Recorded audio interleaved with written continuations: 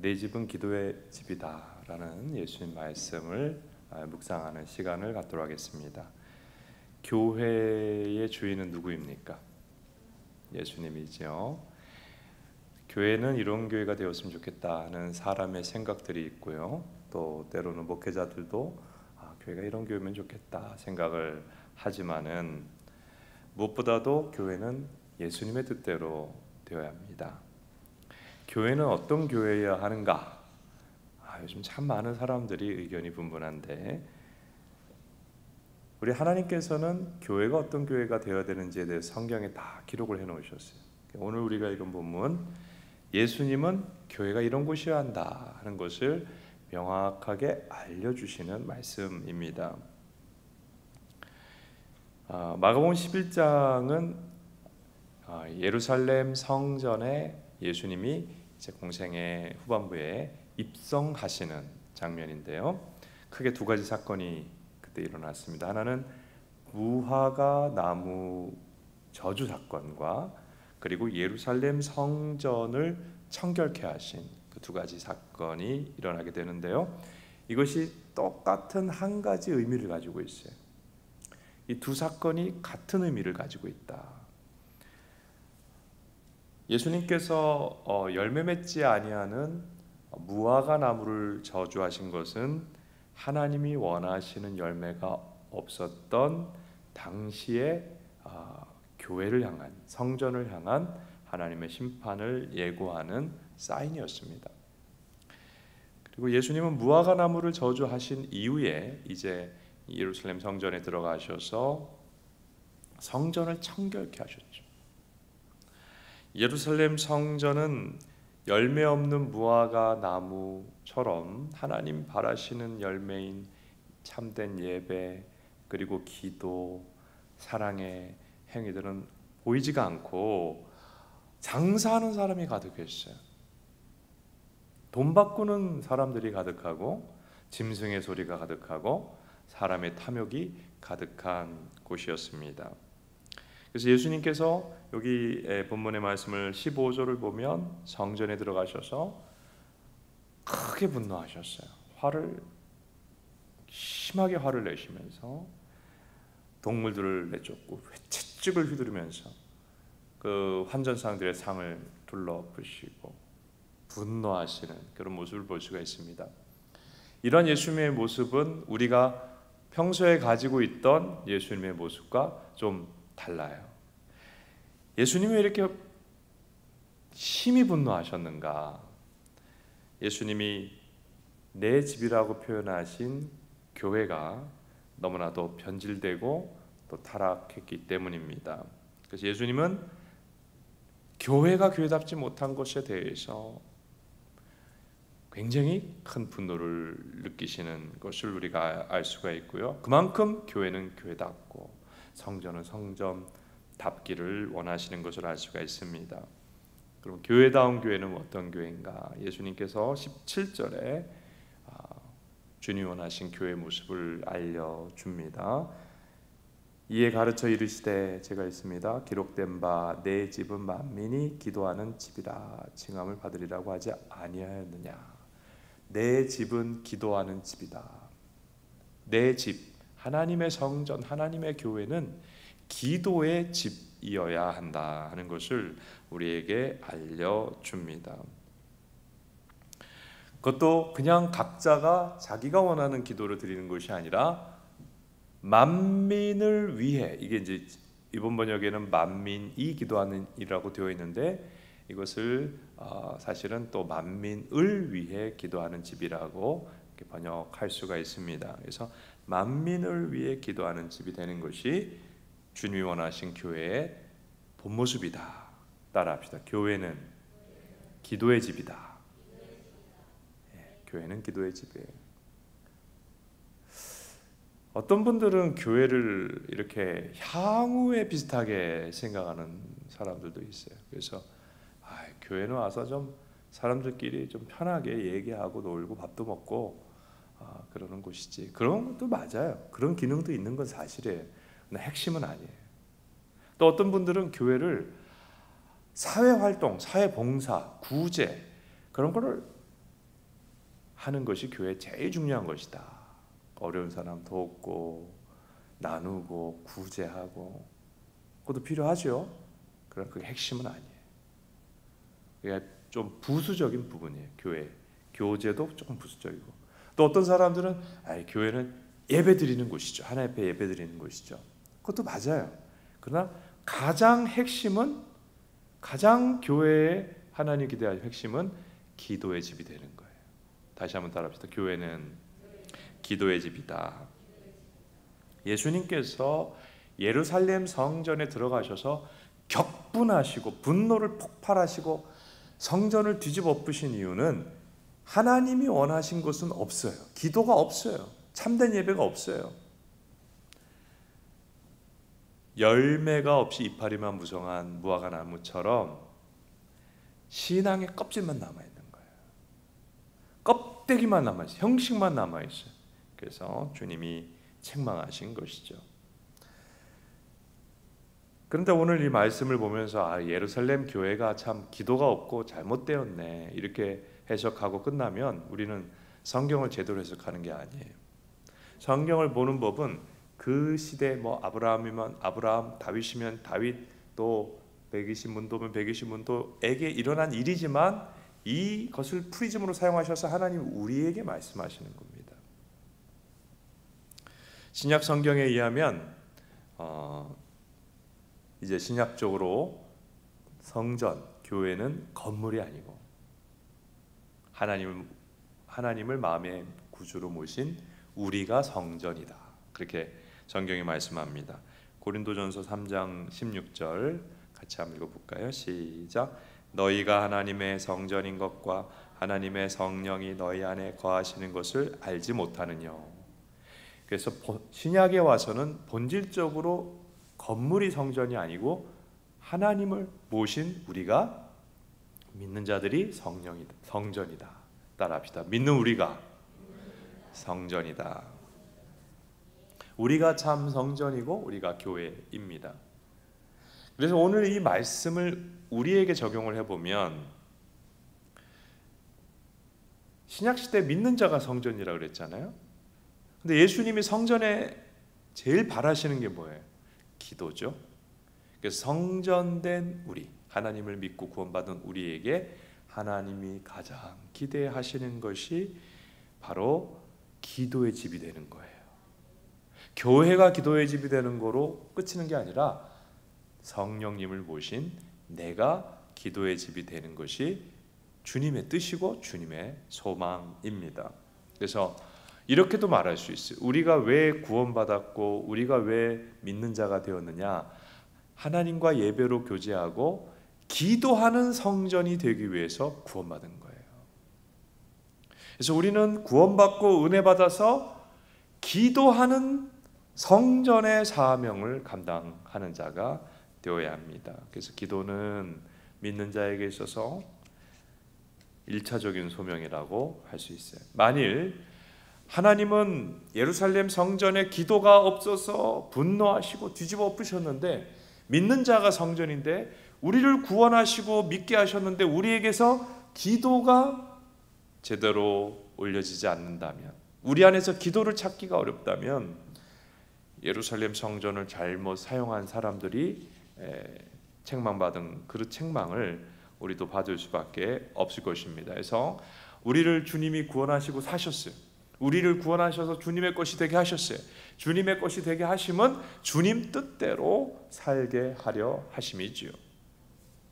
자, 고린도후서 5장 15절입니다. 같이 한번 읽어봅니다. 시작. 그가 모든 사람을 대신하여 죽으심은 살아있는 자들로 하여금 다치는 그들 자신을 위하여 살지 않고 오직 그들을 대신하여 죽었다가 다시 살아나신 이를 위하여 살게 하려 함이라. 그래서 우리를 구원하신 주님의 가장 주된 목적, 기도하는 성전 되기 위해서 구원하셨다. 그래서 우리가 가정에서든 일터에서든 어디서든 기도하는 것이 우리를 구원하고 믿는 자 삼으신 주님의 목적이요 뜻이다 하는 것입니다. 근데 우리가 뭘 위해 기도해야 돼요? 보통은 기도하면 내가 어려운 문제를 해결해 주세요. 또 내가 필요한 거 주님 들어주세요. 도와주세요. 어떨 때는 편안할 땐 기도는 안 하고 어려울 때 그냥 낙하산 딱 펴듯이 낙하산식으로만 기도하는 사람도 있습니다. 물론 우리가 그런 기도도 해야 되지만 주님이 우리에게 기도하는 성전이 되기를 원하셔서 제일 기대하시는 기도는 만민을 위한 기도예요. 이 만민을 위한 기도는 하나님의 기도 제목으로 기도하는 거죠. 하나님의 뜻을 붙잡고 기도하는 것이죠. 그래서 우리가 우리 문제 해결도 기도가 필요하지만 하나님의 뜻을 깨닫고 하나님이 하라고 하는 그 기도를 하는 만민을 위해 기도하는 성전이 되기를 원하시는 것입니다. 기도 제목을 보면 믿음의 수준을 알 수 있어요. 늘 자기만을 위해 기도한다면 영적 갓난아기라고 할 수 있어요. 가족을 위해서 기도할 줄 압니까? 이제 영적 어린이라고 할 수 있어요. 그러면 성숙한 사람은 어떻게 기도합니까? 기도 제목이 뭡니까? 기도 제목이 믿음의 성도를 그대로 나타내요. 성숙한 사람은 그냥 하나님이 기도하라는 걸 기도해요. 교회를 위해 기도하고 믿지 않은 영혼들을 위해 기도하고 선교를 위해 기도하고 나라를 위해 기도하고 그렇게 기도합니다. 오늘 만민을 위해 기도하라. 하나님이 기도하라고 하는 기도 제목을 품고 하나님의 역사가 일어나도록 중보하는 살아있는 성전 우리 모두가 될 수 있기를 바랍니다. 지금 한국교회 위기에 있다 하는 얘기 듣죠. 이 얘기가 꽤 몇십 년 전부터 좀 나왔어요. 그래서 원인이 뭐냐? 왜 교회가 이렇게 위기냐? 왜 믿는 자가 점점 감소하냐? 왜 이렇게 교회가 영향력이 없냐? 원인을 사람들이 분석을 해봅니다. 설교가 타락하지 않았냐? 하나님 말씀을 설교하기보다 사람들에게 인기 있는 듣기 좋은 메시지를 말씀에서 벗어나서 하지 않느냐? 기복 설교를 아직도 하지 않느냐? 그것이 원인이다. 또 교회 내 분열과 분쟁이 문제다. 어떤 사람들은 더 적극적으로 사회봉사를 하지 아니하고 구제를 하지 아니하고 사회 문제를 적극적으로 해결하지 않는 것이 교회의 위기를 가져온 것이 아니냐 그렇게 분석을 합니다. 그런데 가장 결정적인 위기의 원인은 그건 아니에요. 자, 오늘 예수님께서 교회는 어떤 곳이어야 된다 그랬습니까? 만민을 위해 기도하는 집. 교회를 기도하는 기도의 집이라고 하셨는데 여러 가지 이유가 있겠지만 가장 결정적이고 주된 교회의 위기의 원인은 기도의 불이 꺼졌다는 데 있죠. 기도가 식었다는 데 있죠. 정말 기도가 냉랭해져 버린 교회들도 많이 있거든요. 그리고 성도들도 어느 순간부터 기도가 식고 기도가 냉랭해져 버리고 끊겨져 버린 경우가 많이 있죠. 이게 한국교회 전반적인 상황이라고요. 여기서 주님이 기도하는 집이 교회 본질이라고 했는데 기도가 사그라진 데서 지금 이 한국교회의 위기가 발생한 것임을 우리는 알 수가 있습니다. 그래서 한국교회가 회복되는 것은 기도 회복에서 시작이 될 것입니다. 그 사도행전을 보면 예수님의 12 제자들이 또 크게는 120문도가 예수님 말씀대로 너희는 성령 충만 받을 때까지 기도하라 그 말씀을 붙잡고 계속 기도했어요. 여러분 우리는 보통 부흥성회 5일, 일주일, 짧으면 3일 이런데 이분들은 그냥 은혜와 능력이 임할 때까지 성령을 구하며 기도했어요. 그렇게 해서 성령님이 임했고 그리고 영적 부흥이 일어났어요. 그러면서 교회가 시작이 됐어요. 신약의 교회가. 그리고 그 교회를 통하여 하나님의 역사가 온 땅에 퍼져나가기 시작했습니다. 기도가 성도를 성도답게 했고 교회를 교회답게 만들었고 하나님의 역사가 힘차게 온 땅에 퍼져나가게 했다. 그 핵심은 기도였다 하는 거예요. 그 모든 어려운 상황을 바꾸는 핵심은 기도였다. 따라합시다. 기도는 만사를 변화시킨다. 지금 우리 사회도 지금 참 어려운 가운데 있어요. 정말 고통 가운데 있어요. 이 강단에서 말로 다 하기 어려운 끔찍한 범죄들이 아주 일상화되고 있어요. 저는 TV가 없어서 뉴스는 못 봅니다만은 계속해서 신문을 보고 해보면 너무 끔찍한 범죄들이 너무 많이 일어나요. 이 끔찍하다는 것은 도를 넘은 범죄를 얘기하는 거죠. 존속 상해, 가족 간에도 끔찍한 범죄가 일어나고 있어요. 그리고 갑작스럽게 이번 정부 들어서 집값이 몇 배나 뛰는 바람에 부익부, 빈익빈이 심해졌어요. 사회가 어느 정도 빈부격차는 나도 괜찮지만 이게 극심해지면 보통 사회 안정이 깨져버립니다. 러시아 혁명이 일어난 이유도 빈부격차가 심했기 때문 아닙니까? 사회가 뒤집어져 버린다고요. 그리고 넘쳐나는 무슨 재난지원금 이런 걸로 인해서 넘쳐나는 현금 때문에 결국은 인플레가 심해졌어요. 어떻게 계란이 한 판에 10,000원입니까?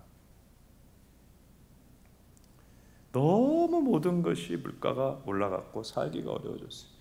이념, 지역, 세대, 성별로 지금 이 땅이 분열되어 있습니다. 서로 미워합니다.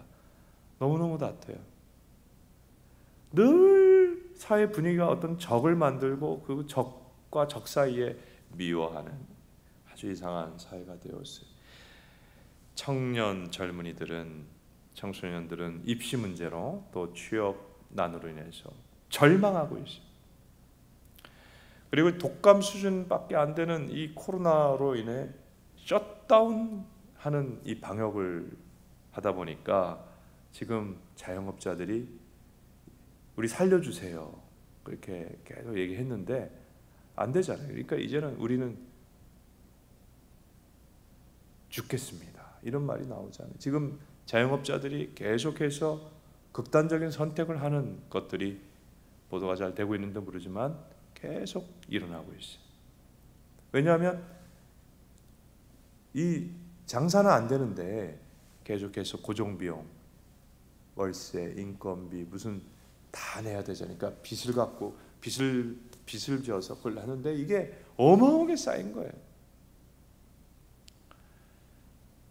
교회는 성도들이 교회로 모이지 않아서 예배드려도 되고 모이지 않아도 되는 것처럼 이 분위기가 만들어져 가지고 한 30% 정도의 교인들은 그냥 믿음이 와장창 무너져 버렸어요. 지금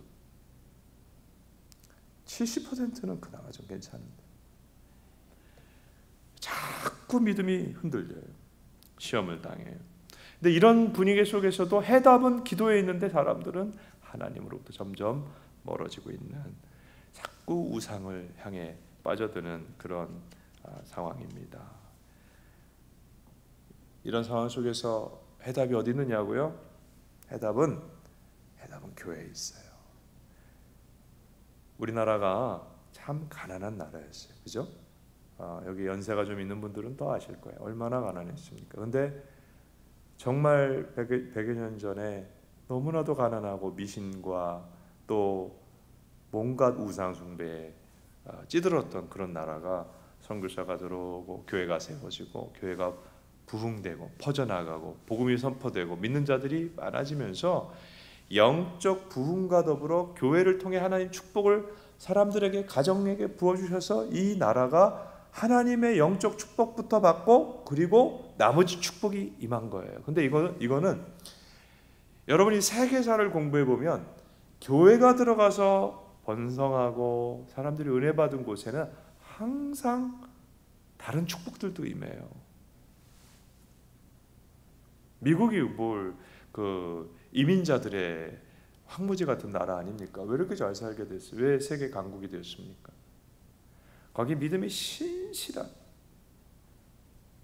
자신의 나라가 믿음을 지킬 수 없는다면 나는 다른 나라로 피난, 난민으로 가겠다. 그래서 황무지 같은 아메리카 대륙에 와서 교회 세우고 철저히 믿음 지켰던 그 건국의 아버지들, 청교도들의 후예들이 나라를 세웠기 때문에 그 믿음 보시고 나라를 하나님 축복하셨잖아요. 그러니까 거의 세계사를 보면 하나님을 잘 믿을 때, 은혜가 충만할 때, 은혜가 부흥이 일어날 때 그 나라는 강국이 돼요.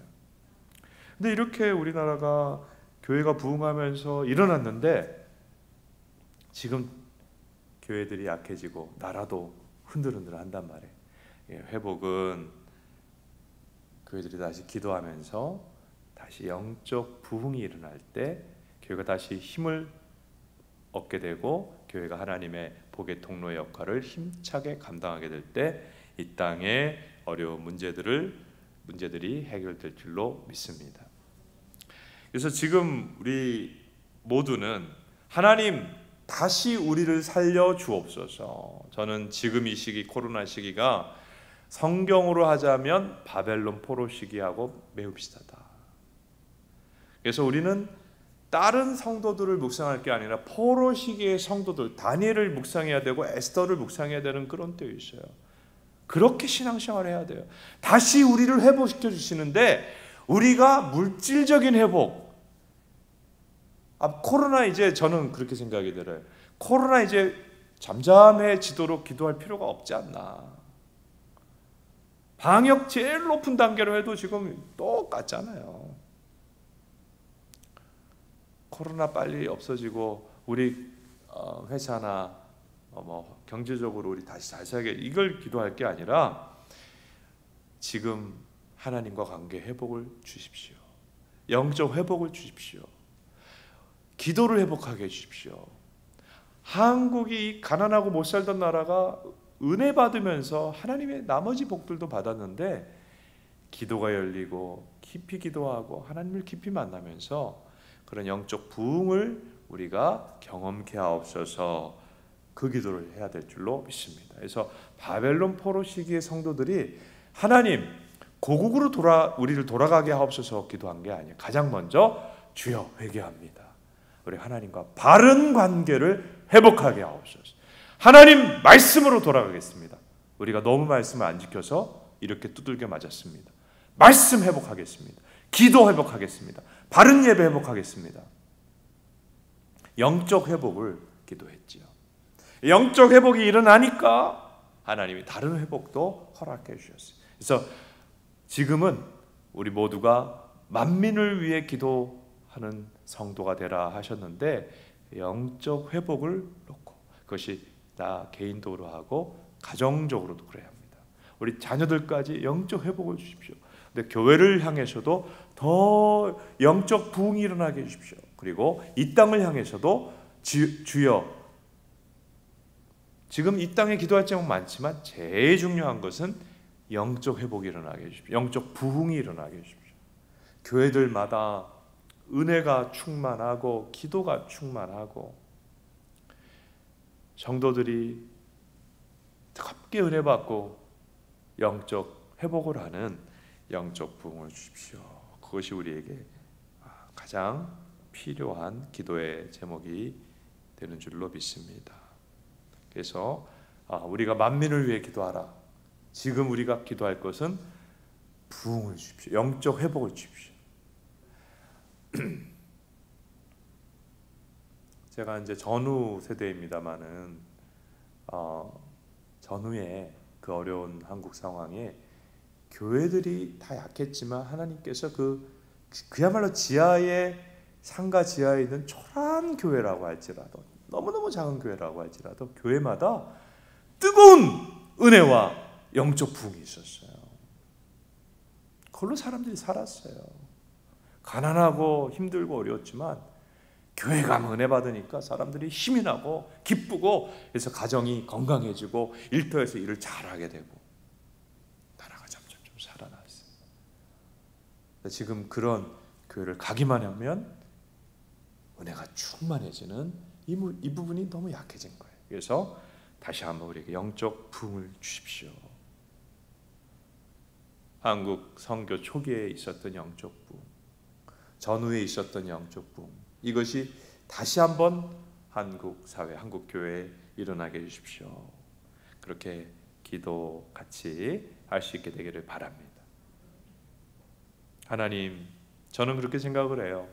제가 몇 차례 얘기를 드렸습니다만은 죄송합니다. 또 말씀을 드립니다. 교회가 점점 역피라미드 분포가 되고 있다고 하지요. 우리 교회는 여러분이 전혀 느끼지 못하실지도 몰라요. 근데 여러분 혹시 친구분 교회나 대형 교회 말고 일반적인 한국 교회를 가보시면 뒤에서 딱 보면 시니어들 중심으로 있어요. 제일 나이 어린 사람이 60대래요.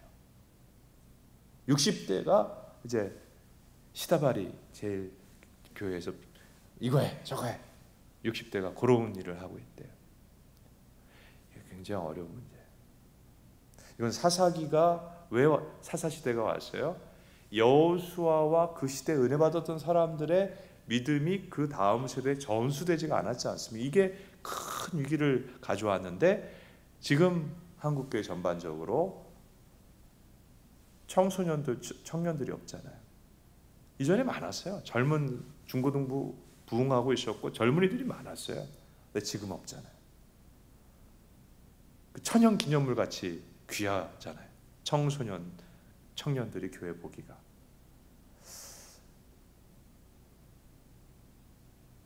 그러면 지금 청년들이 이 땅에 소망이 있느냐? 그것도 아니거든요. 근데 그들이 교회를 떠나 있어요. 그래서 우리가 간절히 기도해야 돼요. 하나님, 우리가 더 기도하겠고 기도를 회복하겠고 교회가 영적인 능력을 회복해서 그들이 다시 주님 품에 돌아오고 은혜 받아서 한국의 20년, 30년, 50년 후가 소망이 다시 있게 하옵소서. 그렇게 기도를 할 필요가 있는 거예요. 그리고 우리 교회적으로 제가 언젠가 한번 말씀드렸습니다마는 믿음의 바톤을 다음 세대에 넘겨주는 일에 정말 교회는 사력을 다해서 집중을 해야 합니다. 이것의 시작이 교우들이 진짜 가정에서 믿는 자답게 믿음을 적용하기 시작을 해야 돼요. 제가 오랫동안 생각하면서 보니까 믿음이 일주일에 하루 믿음인 사람들이 꽤 많더라고요. 집에 가면 불신자야. 집에 가면 믿음의 본이 하나도 안 돼. 그러니까 자녀들이 안 믿어. 영향력이 없어. 가정 구원이 안 돼. 그래서 믿음을 집에서 적용하라. 믿음을 집에서 적용해서 가정에서 예배드리고 자녀들을 구원해라. 자녀들의 믿음과 자녀들의 구원은 부모에게 하나님 맡기셨잖아요.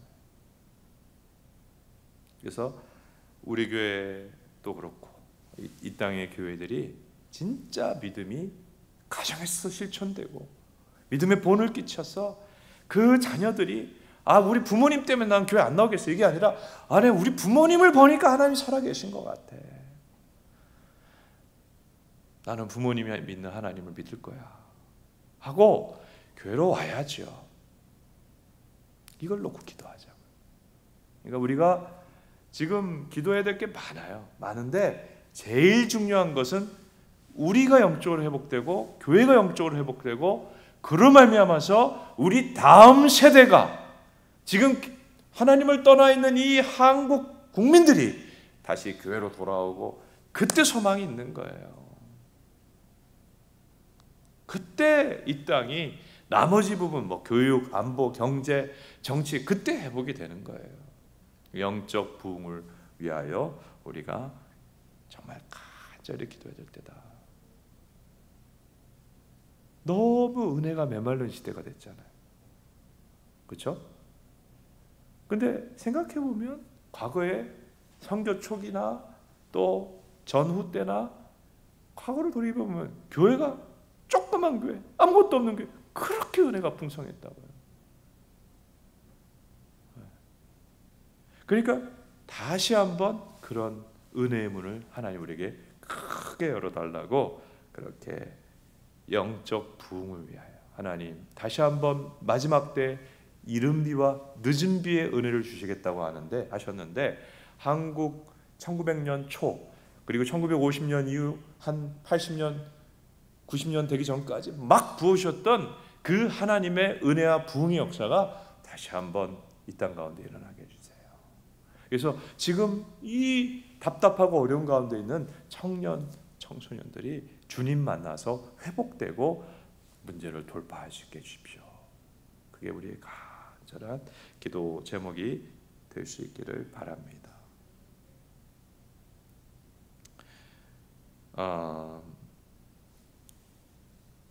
신앙생활은 물론 우리 신앙의 근본은 말씀이에요. 하나님 말씀을 알면서 하나님을 알게 되죠. 근데 신앙생활은 본질적으로 영적인 거예요. 그래서 신앙생활은 영이신 하나님을 지식으로 아는 게 아니라 영으로 만나는 거예요. 그래서 신앙생활은 이게 한번 한 천장을 한번 뚫는 그 있어야 돼요. 천장이 뚫린다는 게 무슨 말인지 아시죠? 약간 미쳐야 돼요. 지식이라면, 이게 유교라면, 도덕이라면 그냥 지식을 쌓아서 덕을 쌓으면 돼요. 근데 신앙은 하나님을, 영이신 하나님을 만나고 영적 세계를 아는 거기 때문에 한번 천장이 한번 깨져야 돼요. 이게 뭐냐면 적당히 발전해서는 안 되고 한번 푹 점프해야 돼요. 간단하게 얘기하면 성령 받아야 돼요. 성령을 충만하게 부음받아야 돼요. 깊은 영적 체험이 있어야 돼요. 그리고 한번 천장이 팍 깨져가지고 깊은 영적 체험하기 전까지 육신적 그리스도인으로 살게 돼요. 근데 교회에 오래 다니면 직분도 주잖아요. 뭐 장로 권사도 될 수 있고 안수집사도 될 수 있죠.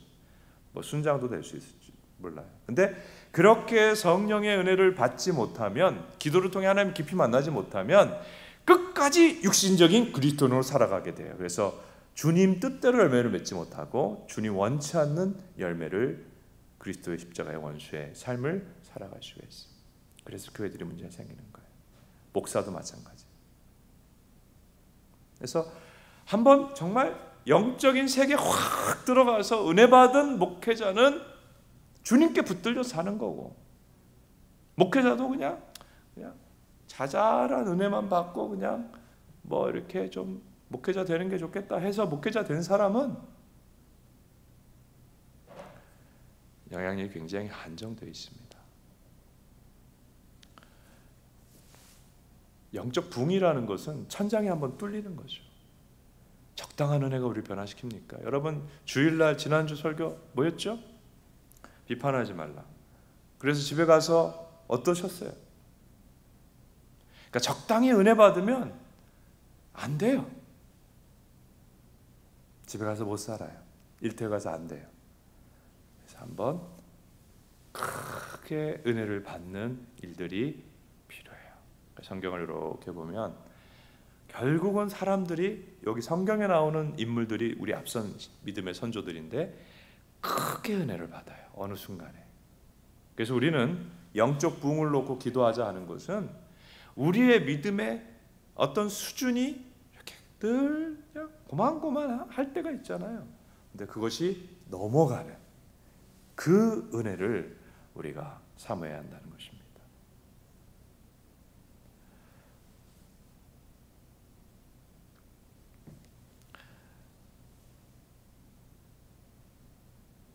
물론 이제 이게 지금 우리가 만민을 위한 기도의 집인 우리로서, 기도의 집이 우리잖아요. 영적 부흥을, 영적 회복을 위해 기도하자. 이게 가장 중요한 기도 제목이고요. 물론 지금 교회를 위해 기도하고 교회 다음 세대들을 위해 기도하는 거, 교회 지금 자꾸 이렇게 정부가 못 모이게 하니까 지금 가정의 역할이 얼마나 중요해졌는지 몰라요. 주일학교가 아니라 가정이 신앙생활, 자녀들의 신앙생활을 책임져야 된다는 것이 과거 어느 때보다도 더 중요해요. 그래서 믿음의 빈익빈 부익부도 생겨났어요. 그래서 신앙생활 잘하던 사람은 지금 자녀들을 잘 믿음으로 세워가고 있어요. 근데 신앙생활이 직분만 있지 별로였던 사람은 자녀들을 못 세워요. 지금은 부모들이 믿음으로 자녀를 잘 세워가도록 그렇게 기도해야 될 때이고요. 그리고 교회가 더 세상에 선한 영향력을 미칠 수 있도록, 이 땅의 여러 가지 어려운 문제들이 해결이 될 수 있도록 그렇게 우리가 좀 기도할 때죠. 그리고 선교를 위해 열심히 기도할 때죠.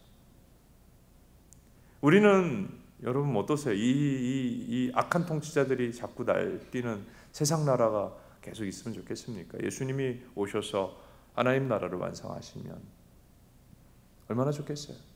예수님이 다시 오시는 것은 땅 끝까지 복음이 전파돼야 되잖아요. 그래서 우리는 선교를 위해 기도하는데 그것이 하나님 나라 기도입니다. 선교가 잘 이루어지도록, 자꾸 복음이 안 믿는 종족에게 들어가도록, 그 믿는 자들 하나님이 구원하시고자 하는 계획들이 완성이 되도록 또한 우리가 기도해야 할 것입니다. 오늘 마가복음 1장 이 무화과 나무를 저주하시고 성전을 정결케 하신 사건을 통해서 예수님은 교회는 가장 주님 원하시는 것이 기도하는 것을 교회에게 원하고 성도에게 원하는 것도 똑같아요. 가장 하나님 바라는 구원의 열매는 기도고, 근데 뭘 기도해야 되느냐? 만민을 위해 기도하라, 하나님 나라를 위해 기도하라 그랬는데, 조금 구체적으로 얘기하면 영적 회복과 부흥을 위해 우리가 기도해야 할 때임을 우리가 묵상했습니다. 이 말씀대로 우리가 내가 성령을 모신 기도의 집이란 걸 기억하고 기도함으로 가정을 위해 기도하고, 교회를 위해 기도하고, 나라를 위해 기도하고, 선교를 위해 기도하면서 하나님께 쓰임 받는 우리 모두가 될 수 있기를 바랍니다. 우리 머리 숙여서 기도하겠습니다. 오늘 말씀 붙잡고 잠시 한번 주님, 내 안에 더 기도의 영을 부어주시고, 하나님 먼저 우리 자신이 깊이 은혜 받는 사람 되게 하시고 성령의 부으심을 경험하게 하시고, 하나님 육신 주도적인 신앙생활이 아니라 성령 주도적인 신앙생활을 하는, 내 힘으로 의지로 결심으로 살아가는 성도가 아니라 성령의 도움으로 살아가는 성도 되게 해주시고, 더욱 기도하며 기도로 주님 앞에 쓰임받게 해주십시오. 우리 같이 한번 합심해서 자신을 놓고 기도하겠습니다. 기도합니다.